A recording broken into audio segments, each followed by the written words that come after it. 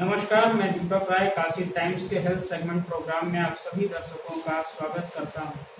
जैसा कि आप सब जानते हैं, यूरोलॉजी की समस्या हमारे समाज में एक ऐसी समस्या है जिसका समय रहते अगर पता न चले तो वो गंभीर समस्या उत्पन्न कर सकता है। आज हमारे साथ मौजूद हैं बीएचयू यूरोलॉजी के डॉक्टर समीर द्विवेदी। सर, स्वागत है आपका हमारे शो में। Thank you. और आपके सारे दर्शकों को मेरा नमस्कार। ऐसे में सर, हमारा पहला सवाल आपसे ये है कि आमतौर पर पेशाब में इन्फेक्शन के कारण किन दिक्कतों का सामना लोगों को करना पड़ सकता है, उनसे क्या बीमारी उत्पन्न हो सकती है, इसके बारे में आप लोगों को बताएं। देखिए, यूरिन का इन्फेक्शन या पेशाब का संक्रमण एक बड़ी आम समस्या है और करीब करीब जीवन के हर स्टेज में ये लोगों पे असर करती है। इसके मरीज छोटे बच्चों से लेके बुढ़ापे तक हो सकते हैं। महिलाओं में खासकर ये समस्या ज़्यादा कॉमन होती है, जिसको हम लोग यूटीआई कहते हैं, यूरिनरी ट्रैक्ट इन्फेक्शन। और महिलाओं में इसलिए ये समस्या ज़्यादा कॉमन है कि कुछ शारीरिक बनावट महिलाओं की ऐसी होती है कि उनमें इन्फेक्शन ज़्यादा होते हैं। और पुरुषों में ये समस्या ज़्यादा तब होती है जब पुरुषों की उम्र 50 साल से ज़्यादा हो जाती है, जब उनको प्रोस्टेट के बढ़ने के कारण लक्षण शुरू होते हैं पेशाब रोकने के। उस समय इन्फेक्शन की जो पुरुषों में इंसिडेंस है वो करीब करीब महिलाओं के बराबर होता है। जो आम लक्षण होते हैं पेशाब में इन्फेक्शन के, वो मरीज को पेशाब करते समय जलन होना, दर्द होना, बुखार आना, कई बार पेशाब में ब्लड आ सकता है, जल्दी जल्दी पेशाब लगना, इस तरह के लक्षण आमतौर पे पेशाब के इन्फेक्शन के होते हैं। उपचार अलग अलग स्टेजेस में अलग अलग इन्फेक्शन का होता है। आमतौर पे मरीजों को अगर इन्फेक्शन है तो एंटीबायोटिक्स दिए जाते हैं। उसके लिए कुछ पेशाब की जांच होती है जिससे पता लगता है कौन सी दवा असर करेगी, तो जिसको हम लोग कल्चर एंड सेंसिटिविटी कहते हैं। तो यूरिन की कल्चर रिपोर्ट के हिसाब से एंटीबायोटिक्स दिए जाते हैं। साथ में हम लोगों को सलाह देते हैं कि आप पानी की मात्रा बढ़ाइए। अगर आप पानी ज़्यादा पिएंगे, खासकर इन्फेक्शन के समय, तो इन्फेक्शन जल्दी क्लियर होगा। कुछ दवाइयाँ आती हैं जो पेशाब की जलन को कम करती हैं, वो साथ में दी जाती हैं। इसके अलावा हम लोग ये देखते हैं कि ये आइसोलेटेड इन्फेक्शन है बिना किसी कारण के, या कोई ऐसा कारण मरीज के शरीर में मौजूद है जिसके कारण ये इन्फेक्शन हो रहा है, जिसको हम लोग कॉम्प्लिकेटेड यूटीआई कहते हैं। अगर मान लीजिए उसके पेशाब की नली में कोई रुकावट है या उसको कोई पथरी है, कोई भी ऐसी चीज जिसके कारण इन्फेक्शन होने की संभावना बढ़ रही है, तो उसका पता लगाते हैं जांचों से, और उसको भी साथ साथ इलाज उस चीज का करना पड़ता है, तभी मरीज को इन्फेक्शन से मुक्ति मिलता है। ऐसे में अगला सवाल सर हमारा आपसे ये है कि समय समय पर लोगों को बार बार पेशाब लगना है। कहीं ना कहीं लोग इसके बारे में समझ नहीं पाते हैं कि हमारे साथ कब से ऐसी घटनाएं शुरू हुई हैं कि बार बार पेशाब होना, सही से पूरा पेशाब उतर ना पाना। इससे लोग काफी परेशान रहते हैं और समझ नहीं पाते हैं कि ये समस्या है क्या, और चिकित्सक सलाह लेने में कहीं ना कहीं देरी कर जाते हैं। इसके बारे में आप दर्शकों को बताएं। जी, मैं पूरी तरह आपसे सहमत हूँ इस चीज से। अक्सर ये भ्रांति है लोगों में कि इस तरह की समस्या शरीर का नॉर्मल पार्ट हो सकती है या एजिंग का पार्ट हो सकती है, बुढ़ापे के साथ साथ ऐसा होना नॉर्मल है, जबकि ऐसा है। पेशाब बार बार आना, जल्दी जल्दी आना, ये एक तरह की बीमारी का लक्षण है और इसके बहुत से कारण हो सकते हैं। देखिए, शरीर से पेशाब का निकलना दो चीजों पर निर्भर करता है। एक तो पेशाब आपके शरीर में कितना बन रहा है, मात्रा कितनी बन रही है, जो सीधे सीधे इस बात से संबंधित है कि आपका कितना फ्लूइड इंटेक रहता है, आप कितना पानी, दूध, चाय, इस तरह की चीजें लेते हैं। दूसरा ये हो सकता है कुछ बीमारियां होती हैं जिनमें पेशाब बनने की मात्रा बढ़ जाती है, जैसे डायबिटीज के मरीजों में ज्यादा पेशाब बनती है। एक और बीमारी होती है जिसको डायबिटीज इंसिपिडस कहते हैं, उसमें आपकी किडनी ज्यादा पेशाब बनाना शुरू कर देती है। तो अगर इस तरह की कोई बीमारी है तो उसके कारण पेशाब बार बार आ सकती है। ये तो पेशाब बनने के कारण हुए। दूसरा ये हो सकता है कि आपका पेशाब निकलने का जो रास्ता है उसमें कोई खराबी है। आमतौर पे उम्र के साथ साथ जब प्रोस्टेट बढ़ता है तो वो रुकावट करता है पेशाब के फ्लो में। तो ये बड़ा कॉमन कारण है एल्डरली लोगों में, जो बुढ़ापे के लोग हैं। इसके अलावा अगर पेशाब की नली में कोई सिकुड़न आ गई, उसके कारण भी पेशाब आपको खुल के नहीं होगी, तो आपको बार बार जाना पड़ेगा, अंदर पेशाब होती रहेगी। अगर आपको इन्फेक्शन से, जैसा हमने पहले कहा, तो बार बार जाना पड़ेगा। अगर आपकी पेशाब की थैली में पथरी है तो आपको बार बार जाना पड़ सकता है पेशाब। कुछ मामलों में पेशाब की थैली की जो नसें होती हैं, उनका कंट्रोल पेशाब की थैली पे थोड़ा सा बिगड़ जाता है। इसको हम लोग कहते हैं ओवर एक्टिव ब्लैडर। तो मरीज को जैसे ही थोड़ी सी पेशाब आती है इसकी थैली में, उसको तुरंत ऐसा महसूस होने लगता है कि मुझे जाना है, ज्यादा देर वो रोक नहीं पाता, जिसको अर्जेंसी कहते हैं। तो ओवर एक्टिव ब्लैडर में भी जल्दी जल्दी पेशाब लगता है। तो तो बहुत से कारण होते हैं, हर उम्र के हिसाब से मरीज की हिस्ट्री और एग्जामिनेशन जांचों से पता लगाया जाता है कि क्या कारण है। पर जैसा आपने पहले कहा, बार बार पेशाब आना, इसको इग्नोर नहीं करना चाहिए, आपको इसके लिए परामर्श लेना चाहिए, इसका कारण पता करके इसका इलाज होना चाहिए। इससे न सिर्फ आपको आराम मिलेगा बल्कि आगे कोई कॉम्प्लिकेशन। ऐसे में अगला सवाल सर हमारा ये है कि पुरुषों में भी ज्यादातर देखा गया है कि पेशाब करने के दौरान ब्लड का आना या फिर कुछ मांस के टुकड़ों का आना, ये किस रोग के लक्षण को बताता है और लोग इससे काफी ज्यादा डर जाते हैं जब ये ऐसा पहली बार होता है। तो आप हमारे दर्शकों को ये बताएं कि ये डरने की बात है या हम तत्काल परामर्श लेकर के चिकित्सक से इसका उपचार जल्द से जल्द कर सकते हैं। देखिए, पेशाब में खून आना आमतौर पे मरीजों के लिए बहुत डराने वाली चीज होती है और होनी भी चाहिए। ऐसा माना जाता है, खासकर 40-45 की उम्र के बाद, कि अगर आपके पेशाब में खून आ रहा है तो हम लोग सबसे पहले कैंसर के बारे में सोचते हैं, खासकर तब जब आपको और कोई लक्षण नहीं, सिर्फ पेशाब में खून आ रहा है। और अगर आपको पेशाब में जलन है, दर्द है, बुखार है, उसके साथ में खून आ रहा है, तब आपके कैंसर होने की चांसेस कम है। तब ऐसा हो सकता है कि आपको इन्फेक्शन या पथरी हो जिसके कारण आपको पेशाब में खून आ रहा हो। जो कॉमन रीजंस हैं जिससे पेशाब में खून आता है, वो सबसे कॉमन है पथरी होना, जो आपकी किडनी, यूरेटर या पेशाब की थैली कहीं भी हो सकती है। इन्फेक्शन हो सकते हैं। तीसरा कारण कैंसर हो सकता है। चौथा कारण जो इस एरिया में काफी कॉमन है वो है फाइलेरिया। ये फाइलेरियल बेल्ट में हम लोग रह रहे हैं, जो ईस्टर्न यूपी का पार्ट है। तो फाइलेरिया के केसेस में पेशाब अक्सर सफेद दूध की तरह या खून की तरह मिक्स होके आ सकती है, लाल और दूधिया पेशाब आ सकती है। ये भी इस एरिया के मरीजों में एक बड़ा कॉमन लक्षण है। तो पता लगाना जरूरी है, पर जैसे ही अगर आपको लगे कि पेशाब आपकी लाल रंग की है, खून आ रहा है, तो तुरंत आप अपने चिकित्सक से संपर्क करिए, उसके लिए परामर्श कीजिए। तो जैसा कि सर आप फाइलेरिया अभी बताएं, इसके क्या कारण, ये किस वजह से होता है लोगों में? फाइलेरिया एक इन्फेस्टेशन है, एक पैरासाइटिक इन्फेक्शन है। एक पैरासाइट होता है जो पानी के थ्रू शरीर में प्रवेश करता है और इस एरिया में एंडेमिक है। मच्छरों के कारण भी फैलता है ये, जहाँ पे पानी जमा होता है।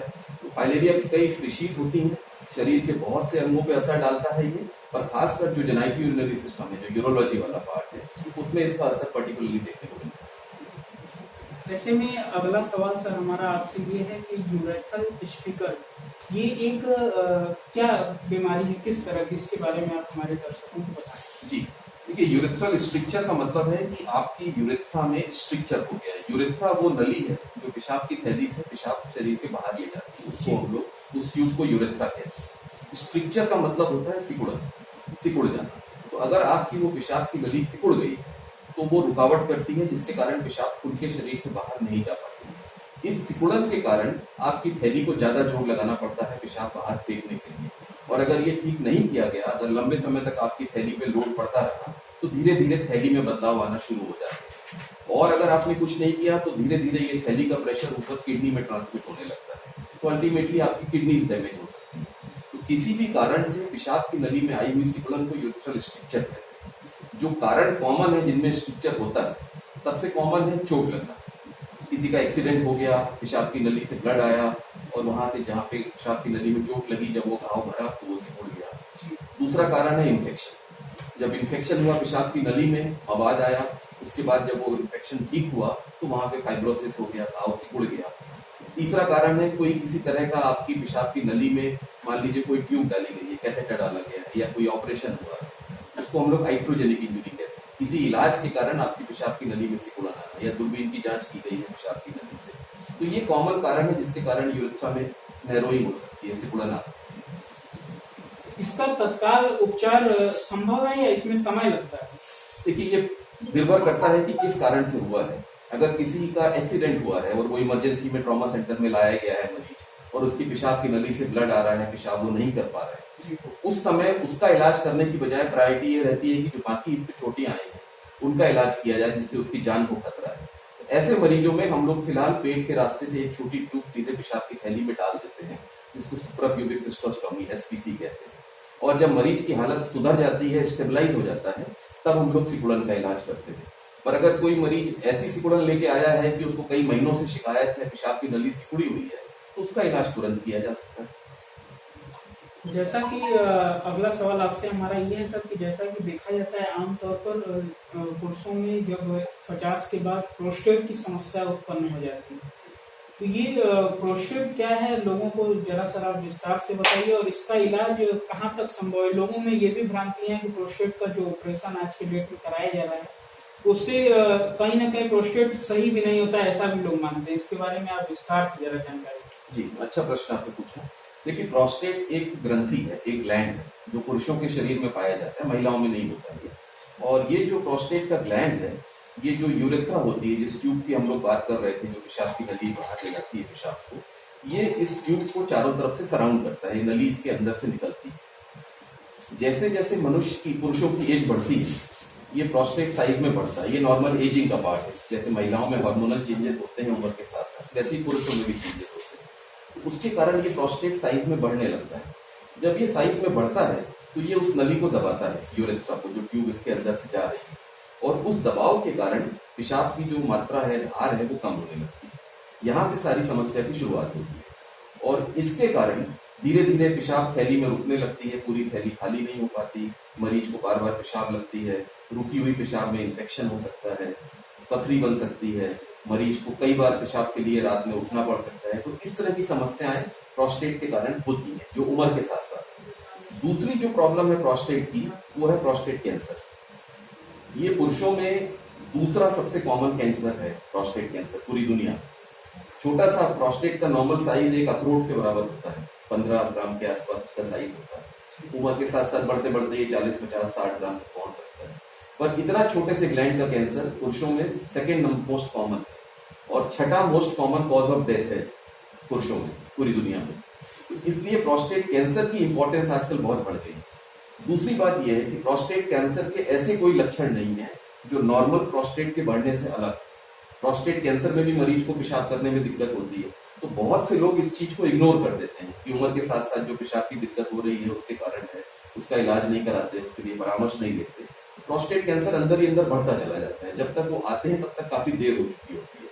तो प्रोस्टेट कैंसर के लिए भी मेरा यह आपके ऑडियंस को मैसेज होगा कि चूंकि लक्षण प्रोस्टेट कैंसर के बिल्कुल प्रोस्टेट के बढ़ने की तरह होते हैं, इसलिए आप इन लक्षणों को इग्नोर मत करिए। इन पे तुरंत आप परामर्श लीजिएगा इस तरह की समस्या है, क्योंकि उस स्टेज पे ये पता करना मुश्किल है कि कैंसर है कि नहीं। तो जब तक आप डॉक्टर के पास जाके अपनी जांच नहीं कराएंगे, तब तक हो सकता है आप इस कैंसर से आपके अंदर अंदर ये बढ़ता है। तीसरी जो कॉमन बीमारी प्रोस्टेट में होती है वो है प्रोस्टेटाइटिस, जो प्रोस्टेट का इन्फेक्शन। ये कॉमन होती है यंग मेल्स में, 30-40 की उम्र के लोगों में ये ज्यादा कॉमन है। प्रोस्टेटाइटिस में आपको पेशाब से संबंधित इन्फेक्शन के लक्षण आते हैं, जो हम लोग पहले डिस्कस कर रहे थे। और दिक्कत यह है कि प्रोस्टेट का इन्फेक्शन कई बार आसानी से ठीक नहीं होता। आपको लंबे समय तक दवाइयां लेनी पड़ सकती हैं, बदल बदल के दवाइयां लेनी पड़ सकती हैं। उसके लिए फिर आपको किसी अच्छे चिकित्सक की जरूरत पड़ेगी। और मैं आपके दर्शकों को ये भी बताना चाहूंगा कि ये सितंबर का महीना पूरी दुनिया में प्रोस्टेट अवेयरनेस मंथ के रूप में मनाया जाता है। तो इस पूरे महीने प्रोस्टेट की बीमारियों से संबंधित जनता में जागरूकता फैलाई जाती है, उनको जानकारी दी जाती है, उनको बताया जाता है कि क्या क्या हो सकता है, कब आपको चिकित्सक के पास जाना चाहिए, क्या सावधानी बरतनी चाहिए। तो ये पूरा महीना पूरी दुनिया में प्रोस्टेट अवेयरनेस मंथ के रूप में मनाया जाता है। ऐसे में सर आप हमारे दर्शकों को ये बताइए कि प्रोस्टेट का जो ऑपरेशन होता है वो कहाँ तक नॉर्मल है, सामान्य है, कि उससे आप तत्काल राहत पा सकते हैं। देखिए, दो चीजें आपके दर्शकों को समझना बहुत जरूरी है। आजकल बहुत अच्छी दवाइयां बाजार में उपलब्ध हैं, जिसके कारण प्रोस्टेट के ऑपरेशन की जरूरत बहुत कम है, पहली बात। दूसरी चीज, ऑपरेशन अगर जरूरी है करना, तो ये लोगों को समझना पड़ेगा कि प्रोस्टेट के ऑपरेशन में हम लोग प्रोस्टेट का वही हिस्सा निकालते हैं काट के, दूरबीन से होता है ऑपरेशन, आजकल चीरा लगा के ऑपरेशन बंद होता है। तो वही हिस्सा निकाला जाता है जो रुकावट कर रहा है, उसको हम लोग ट्रांजिशन जोन कहते हैं। प्रोस्टेट की 3 जोन होती है। जो पेरिफेरल जोन है उसको इस ऑपरेशन में कुछ नहीं किया जाता, वो किनारे वैसे ही बचे हैं। तो जैसे जैसे आपकी उम्र बढ़ेगी, दोबारा प्रोस्टेट बढ़ने की संभावना हमेशा है, जिसको लोग अक्सर ऑपरेशन का फेलियर मान लेते हैं। लोग कहते हैं कि ऑपरेशन ने काम नहीं किया, 5 साल बाद हमको फिर दिक्कत होगी। तो वो ऑपरेशन का फेलियर नहीं है, वो आपकी नॉर्मल डिसीज प्रोसेस है। 5 साल में जैसे जैसे आपकी उम्र बढ़ी, जैसे पहले प्रोस्टेट बढ़ा था फिर से वैसे ही बढ़ गया। उसकी संभावना रहती है, करीब 10% मरीजों में ये चीज हो सकती है, 100 में से 10 लोगों में।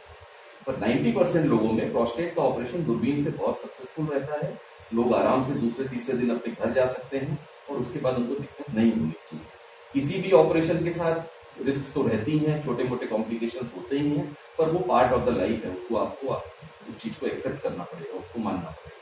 पर ऑन द होल पिछले 60-70 सालों से ये ऑपरेशन किया जा रहा है, पूरी दुनिया में किया जा रहा है और बहुत अच्छे रिजल्ट के साथ किया जा रहा है। ऐसे में अगला सवाल हमारा आपसे ये है सर कि जैसा कि काफी लोग ऐसा करते हैं कि जब उनको पेशाब लगी होती है तो वो समय पर उस समय नहीं जाते हैं, लोग उसको इग्नोर करते हैं। अक्सर लोग सोते समय ऐसा करते हैं, लोगों को लगी होती है और लोग काफी देर तक नहीं जाते हैं और उस वजह से उनके पेट में दर्द उत्पन्न हो जाता है।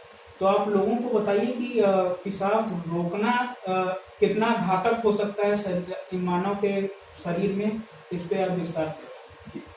देखिए ऐसा है कि आपकी पेशाब का जो स्टोरेज मैकेनिज्म है आपके शरीर में, जो पेशाब को जमा करके रखने का है, वो पेशाब की थैली है, यूरिनरी ब्लैडर। उस ब्लैडर की एक कैपेसिटी है, उसकी एक क्षमता है, जो एक आम आदमी में 400 ml 500 ml के आसपास रहती है। उसके बाद आपको पेशाब का करने का अर्ज महसूस होता है कि आपको लगता है कि मुझे जाकर पेशाब कर लेना चाहिए। आपका शरीर आपको ये इंगित कर रहा है, आपको ये बता रहा है कि अब आपका टाइम आ गया है कि आप जाके मुझे थैली को खाली कर दीजिए। अगर आप इस चीज को इग्नोर करते हैं, अगर आप अपनी थैली जब आपसे कहती है कि पेशाब भर गई है और जाके कर लीजिए और आप नहीं करते, तो धीरे धीरे होता क्या है, आपकी थैली एक गुब्बारे की तरह है। आप गुब्बारे में पानी भरते चले जाइए, गुब्बारा फूलता जाएगा, जैसे जैसे फूलेगा उसकी दीवार पतली होती चली जाएगी और गुब्बारा एक लिमिट के बाद ज्यादा पानी भरने पर फट जाएगा। पेशाब की थैली भी एक गुब्बारे की तरह है, पर चूंकि इसमें धीरे धीरे चेंजेस होते हैं तो फटने की नौबत तो बहुत कम आती है, कई बार होता है, बहुत ही रेयर है। लेकिन आपकी जो पेशाब की थैली की दीवारें हैं, जो वॉल्स हैं, वो धीरे धीरे अगर आप पेशाब रोकते रहेंगे, उनमें बदलाव आना शुरू हो जाता है, उनमें कॉन्ट्रैक्ट करने की क्षमता कम होती जाती है।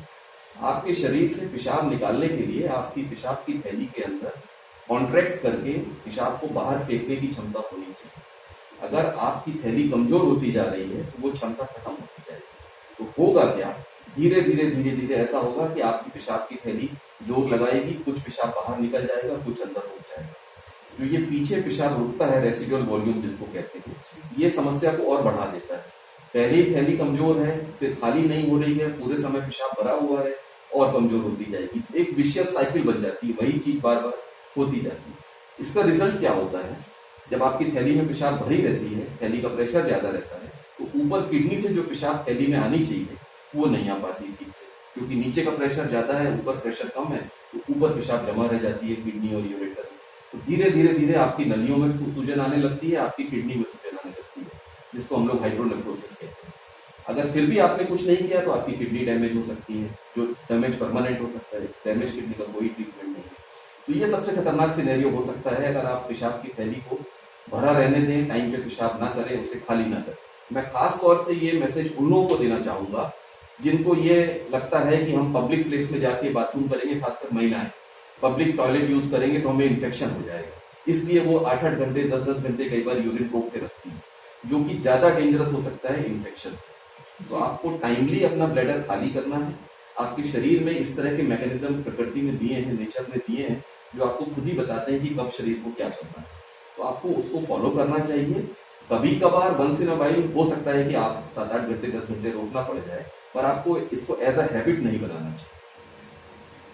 ऐसे में सर एक यूरोलॉजी चिकित्सक के वजह से हम आपसे ये जानना चाहेंगे कि यूरोफ्लूमेटिक टेस्ट जो होता है जी। वो क्या होता है और वो किस रोग से संबंधित है, उसका जांच कराने की चीजें क्या है? यूरोफ्लोमेट्री एक मशीन होती है और इस मशीन का जो उद्देश्य है वो ये है कि जो मरीज है वो किस धार से पेशाब अपने शरीर से निकाल रहा है। एक हर एज के लिए एक नॉर्मल रेट होता है यूरिन पास करने का, कि 1 मिनट में आप 250 ml 300 ml यूरिन पास कर सकते हैं, तो कितने ml पर सेकेंड आपने पास किया। तो ये जो यूरोफ्लोमेट्री मशीन है ये जानकारी हमें देती है कि मरीज ने कितना यूरिन पास किया, कितने मिनट में किया, उसका पीक फ्लो रेट मतलब सबसे ज्यादा फ्लो रेट कितना रहा उस समय, एक एवरेज फ्लो रेट कितना रहा पूरे यूरिन करते समय, और उसने किस पैटर्न में यूरिन पास। इतनी जानकारी हमें यूरोफ्लोमेट्री से मिलती है।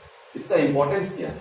इसका इंपॉर्टेंस ये है कि पहले तो हमें ये पता लगता है कि मरीज को वाकई पेशाब करने में कोई रुकावट है कि नहीं है। अगर रुकावट है तो रुकावट का कारण क्या है, क्या ये रुकावट नली में सिकुड़न के कारण है, क्या ये रुकावट इसलिए है कि उसका प्रोस्टेट बढ़ा हुआ है साइज में और दबा रहा है नली को? क्या ये रुकावट इसलिए है कि उसकी पेशाब की थैली बहुत कमजोर है, उसमें प्रेशर नहीं है, कॉन्ट्रैक्ट नहीं कर पा रही है? तो अभी तक हमने जितनी भी बीमारियां डिस्कस की, यूरिथ्रल स्ट्रक्चर किया, प्रोस्टेट किया, इन्फेक्शंस किए, इन सब में पेशाब की धार में फर्क पड़ सकता है। तो कौन सी बीमारी इनमें से संभव है, ये इस पैटर्न को देख के आइडिया लगाया जा सकता है यूरोफ्लोमेट्री के पैटर्न। सबसे अच्छी बात है कि ये नॉन इन्वेजिव टेस्ट है। इसका मतलब आपके शरीर में कोई चीज डाली नहीं जाएगी। आप जैसे नॉर्मल अपने घर के बाथरूम में पेशाब करते हैं, इसी तरह आपको पानी पी के आना है। जब आपको पेशाब लगी हो तो एक स्पेशली डिजाइन कमोड होता है इस मशीन में, आपको एग्जैक्टली वैसे ही पेशाब करनी है जैसे आप घर में करते हैं, और बाकी उससे जुड़े हुए तार अपना काम करके रिपोर्ट बना रही है। तो बहुत ही सेफ है, सिंपल है, नॉन इन्वेजिव है, आसानी से हो जाता है और बहुत सारी जानकारी देता है। ऐसे में अगला सवाल सर हमारा ये है कि जैसे कि जन्म से बच्चे जो है वो बिस्तर पर ही पेशाब कर दिया जाता है जी, तो गार्जियन जो है वो ये जानना चाहते हैं, हमारे दर्शक भी, कि ये समय कब आता है कि जब हमें अपने बच्चों में ये हरकतें देखकर ऐसा लगे कि नहीं अब हमें चिकित्सक की सलाह लेना आवश्यक है। इसके बारे में आप जरा हमारे दर्शकों को बताएं। देखिए, जब भी बच्चा पैदा होता है जी, उसके शरीर के बहुत सारे अंग ठीक से काम करना नहीं शुरू करते। खासकर उसका जो न्यूरल कंट्रोल है, जो नसों का, दिमाग का जो नसों के थ्रू कंट्रोल होना चाहिए ऑर्गन्स पे, वो नहीं होता। इसीलिए उसको डायपर यूज करना पड़ता है, लेट्रिन वो करता है शुरू में कपड़ों में, लेट्रिन का कंट्रोल नहीं रहता, पेशाब करता है। धीरे धीरे जब बच्चे की ग्रोथ होती है, जैसे जैसे शरीर बनता है, तो उसकी नसें काम करना शुरू करती हैं, उसको ये समझ आने लगती है कि मुझे पेशाब करनी है, उसको ये सेंसेशन आने लगता है पेशाब की थैली से कि हाँ अब थैली भर गई है, अब पेशाब करनी है। तो इन सब चीजों में टाइम लगता है। जो कट ऑफ हम लोग मानते हैं नॉर्मली, 5 साल की उम्र तक का बच्चा अगर रात में बिस्तर गीला कर रहा है तो उसके लिए किसी दवा की, किसी इलाज की जरूरत नहीं है। 5 साल की उम्र तक ये माना जाता है कि ज्यादातर बच्चे ये क्षमता अटेन कर लेते हैं। अगर 5 साल के बाद ये समस्या है, बनी हुई है, तब आपको जरूरत है किसी से, डॉक्टर से परामर्श लेने की। दूसरी बात ये देखनी पड़ेगी कि क्या ये समस्या सिर्फ रात में बिस्तर गीला करने की है, या बच्चे को दिन में भी जब पेशाब होती है तो कोई समस्या होती है साथ। अगर उसको मान लीजिए पेशाब करते समय बच्चे को जोर लगाना पड़ता है, या वो रोता है जोर जोर से, या पकड़ता है अपने लिंग को पेशाब करते समय रोने के साथ साथ, या उसको अक्सर बुखार आता है, तो ये इंगित करता है कि फिर ये समस्या कुछ और है, ये नॉर्मल नसों के कंट्रोल वाली समस्या नहीं है। तो अगर और कोई लक्षण है तब आपको जल्दी मिलना है। अगर बच्चा अदरवाइज एकदम ठीक है और कोई समस्या नहीं है, सिर्फ रात में बिस्तर गीला कर देता है, तो आप 5 साल की एज तक वेट कर सकते हैं, उसके बाद आपको डॉक्टर से मिलना चाहिए। ऐसे में एक यूरोलॉजिस्ट होने के नाते सर हम अपने दर्शकों को ये बताना चाहेंगे, आपके माध्यम से आप बताइए हमारे दर्शकों को, कि एक इंसान को कितना दिन भर में पानी पीना चाहिए कि उसे पेट की और यूरोलॉजी की तमाम पड़े। इसके बारे में लोगों में बहुत कम जानकारी है, इसको आप जरा विस्तार से बताएं। जी, थोड़ा सा आपसे इसमें डिफर कर लो। इसके बारे में लोगों को कुछ ज्यादा जानकारी, इतनी जानकारी नहीं होनी चाहिए। इतनी जानकारी फैला दी गई है समाज में कि आप उतना पानी पीजिए, आप इतने लीटर पीजिए, आप जितना ज्यादा पानी पिएंगे उतना अच्छा है आपके स्वास्थ्य के लिए। ऐसा नहीं है। हर चीज की तरह पानी का भी एक ऑप्टिमल अमाउंट है, ना उससे ज्यादा होना चाहिए ना उससे कम होना चाहिए। कोई भी चीज बहुत ज्यादा लेने में फायदा नहीं करेगी, नुकसान करेगी। ये कहना बहुत मुश्किल है कि हर आदमी को इतना ही पानी पीना चाहिए। होता क्या है, कुछ लोग हैं जो दिन भर एक एयर कंडीशन कमरे में बैठ के काम कर रहे हैं, कुछ लोग हैं जो फील्ड में घूम घूम के काम कर रहे हैं, उनको पसीना आ रहा है, गर्मी वाले माहौल में। तो हर आदमी का प्रोफेशन अलग है, हर आदमी का एनवायरनमेंट अलग है, काम करने की उसकी स्थितियां अलग हैं। कुछ लोग फिजिकल लेबर करते हैं, कुछ लोग ऑफिस वर्क करते हैं बैठ के डेस्क पे। तो हर आदमी को अलग अलग तरह के पानी की रिक्वायरमेंट। अगर एक general rule of the thumb आप मुझसे पूछेंगे तो मैं कहूंगा 1.5 से 2 लीटर पानी हर आदमी को 24 घंटे में पीना चाहिए ऑन एन। जी, आप मुझसे और डिटेल में जानना चाहेंगे तो मैं ये कहूंगा कि आप उतना पानी पीजिए कि जिससे आपको 24 घंटे में 1 से 1.5 लीटर यूरिन बने। उसके लिए आपको अपने शरीर में कैलकुलेशन खुली करके देखना पड़ेगा, हो सकता है नापना पड़े। जो जिन मरीजों में पथरियां बार बार बनती हैं उनको हम ये सलाह देते हैं कि आप 24 घंटे नापिए आपको कितनी यूरिन हो रही है, और कितनी यूरिन हो रही है उसके हिसाब से हम उनका पानी का लेवल एडजस्ट करते हैं। तो अगर आपका शरीर दिन भर में 1 से 1.5 लीटर यूरिन प्रोड्यूस कर रहा है, पेशाब की मात्रा 1 से 1.5 लीटर है, तो इसका मतलब है आपका पानी का इंटेक सही है। इससे कम नहीं होना चाहिए, 1.5 लीटर से ज्यादा यूरिन नहीं होना चाहिए। तो अगर आप बहुत साइंटिफिक वे में जाना चाहते हैं तो पेशाब की मात्रा पे ध्यान दीजिए, पानी की मात्रा पे ध्यान दीजिए। और एक जनरल आदमी के लिए जो अदरवाइज हेल्दी है, खाली अपनी हेल्थ के बारे में सोच के पूछ रहा है, 1.5 से 2 लीटर पानी का। आशा करते हैं कि आज यूरोलॉजी से संबंधित आप सभी दर्शकों को काफी जानकारी हमारे समीर सर के द्वारा मिली होगी।